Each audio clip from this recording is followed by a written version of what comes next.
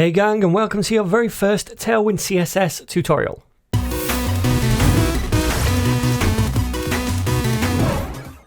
Now, just really quickly before we start the tutorial, for those of you who want to support the channel and join the gang officially, you can do by clicking that join button right here. It's just 99 cents or pence per month, and you get these cool little ninja loyalty badges next to your name in the comments down below when you leave a comment.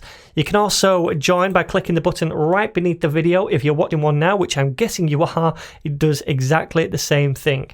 Alright, so now that's out the way, let's get on with the tutorial. Okay then, so what is Tailwind CSS? Well, basically it's a framework packed with utility classes, which makes it really easy to quickly style nice looking web pages. Now in that sense, I guess you could say it's a bit like Bootstrap or Materialize CSS, but it's also very different as well. Because whereas Bootstrap and Materialize and other CSS frameworks give you fully styled components like cards, buttons, drop downs, and all that kind of jazz right out of the box, Tailwind doesn't do that. It's much more low level, and it gives you a ton of low level utility classes to make your own components instead. For example, if you wanted to make a card in Tailwind, we might combine these different classes. A rounded class to give it round corners, a shadow class to give it a drop shadow, P2 to say we want a bit of padding, and BG white to say we want the background to be white. So we kind of make these components ourselves based on these low level utility classes. But I hear you say, doesn't that mean more work? And isn't something like Bootstrap then easier? Well, yes and no. You can easily make your own reusable components in Tailwind, so it's really not that much extra work, to be honest. And aside from that, it also gives you a lot more flexibility than Bootstrap and any other frameworks do as well. And it allows you to customize your designs in a more unique way. So whereas you can generally look at a Bootstrap website and you can tell it's made with Bootstrap, or maybe look at a Materialize website and you can tell it's made with Materialize, you can't really do that with Tailwind because it's just made up of these types of low-level utility classes, and it doesn't really have a set look or feel. That is down to you. So it's much less assuming than other frameworks as to how you want your page designs to look. Okay then, so we'll be using Tailwind to design this simple web page right here. So throughout, I'm going to show you how to work with typography and spacing, how to make card components, how to make button components, and also how to make this fully responsive as well, so it looks good on smaller devices, as well as create this responsive menu at the top. So all of this right here, to create this, I've not actually written any of my own CSS code or used any of my own custom media queries. I've just combined the different utility classes that Tailwind provides us with to make my own custom components and responsive design. So before you start, you should already know HTML and CSS. Tailwind is not a replacement for CSS. You should already understand that first of all, because Tailwind assumes you have an understanding of CSS. Otherwise, the utility classes that it provides are going to be absolutely meaningless to you. And also, we will be using Tailwind with HTML pages, so it's pretty essential you already understand HTML as well. Now, if you know none of this, then I've got an HTML and CSS crash course right on this channel, so I'll leave the link to that down below. You should definitely go and check that out first of all. So for the rest of us, how do we actually use Tailwind in a project? Well, typically we install Tailwind via npm, that's the Node Package Manager, into your project. And that means that you're going to need node.js installed on your computer as well, so that we can use npm, which comes along for the ride. Now, don't worry if you're new to Node or you've never used Node, we won't be doing anything with it except installing Tailwind, and I'm going to walk through every step of the way with you as well. It does mean though that if you don't have it installed on your computer, you're going to need to download it and install it. And you can do that by going to node.js.org and then clicking on this button right here. Now, you may already have it installed on your computer, but you just don't know about it. So to check, open up some kind of terminal. I'm going to open up command prompt and then type node space -v and press enter. If this gives you a version number, then you have Node installed. You can see mine is version 14.1.0. So I have it installed. If you don't see a number, go ahead and click on this button to download it and go through the installation steps to install it on your computer. Then try running this command again, node-v, just to make sure it installed correctly. So now we've done that, I'm going to navigate into a directory where I want to create a project. So I'm going to say cd to change directory and go into documents. And then I'm going to cd into a folder I've got called tuts. And then I'm going to create a new project right here, a new directory. So I'm going to say mkdir to make a new directory. And I'm going to call it Ninja Food. That's the project we're going to be creating. Then I'm going to go into that folder by saying cd Ninja Food, and I'm going to open up my text editor VS Code in this directory by saying code and then dot for the current directory. So I'm going to be using VS Code for this project. You don't have to use VS Code, you can use whichever text editor you want, but this is a really good and completely free text editor, and I would recommend downloading it. So I'll leave the link to the VS Code website down below so you can download it as well if you wish. Plus there is a nice Tailwind package that we're going to install later as well that is going to help us with Tailwind development. So then now we have this folder open. First of all, let me just zoom in a little bit.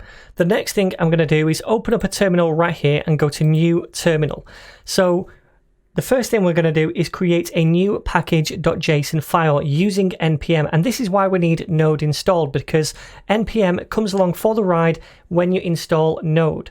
So to do this, we're going to say npm init and then -yes to fill out all of the different options with the default values. And we can see now this package.json. Now we need this to keep track of our dependencies that we install. And one of those dependencies is going to be Tailwind CSS. So let's install that. I'm going to say npm install Tailwind CSS like so and press enter, and it's going to install this package for us into our project right here, and when it's done it should appear inside package.json as a dependency. So now that's finished down here, we can head to package.json to make sure it's installed correctly. We can see the dependencies list right here and Tailwind is one of them. Okay, we also see this node modules folder right here. That is where Tailwind is being stored, and also the different packages that Tailwind depends on. Now we don't have to go into node modules ever or edit any of the files in there. That's just where the package is being stored. So now we have Tailwind installed, we can use it inside our project right here. Now we can use Tailwind on its own, or you can use it as a plugin with Post CSS. Now to avoid any assumption that you're familiar with Post CSS, we'll be using it on its own. So how do we use it then, and how does Tailwind actually work? So when we use Tailwind, we create a source file where we import all of the Tailwind course styles and functionality, and then we can also write our own CSS if we want to inside this file using Tailwind features and syntax as well. Then we use Tailwind to process that source file into a vanilla CSS output file at build time with all of the final CSS rules inside it. And then we can link to that CSS from our HTML page. So then every time we make some kind of change to this source CSS file, we'd have to run a Tailwind script to process that into a new output CSS file. Now that might seem arduous, but the good thing is that with Tailwind, we mainly use utility classes inside the HTML file itself. So we only rarely have to change the source file, the source CSS, and then reprocess it into the output file. Okay then, so let's start by creating our source folder and our public folder. And remember, our source folder is where our source files are going to go, so the CSS that we write with Tailwind, and then the public folder is where our final output CSS is going to go after Tailwind has processed it. And it's also going to contain our HTML files and maybe any front-end JavaScript as well. So that public folder would be the thing that is eventually deployed to a web host on the internet. So let us create, first of all, the source folder, and let us now create a public folder. And now inside source, I'm going to create a new file called styles.css. Now inside here, we have to import the base functionality of Tailwind. And if we have a look at the Tailwind docs, it shows us how to do this down here.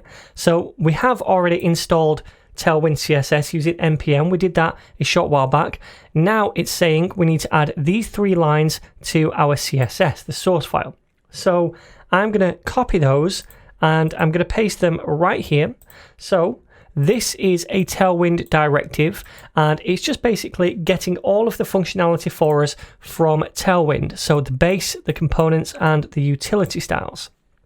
So now we've done that, we could process this file through Tailwind so that it spits out a final output file inside the public folder.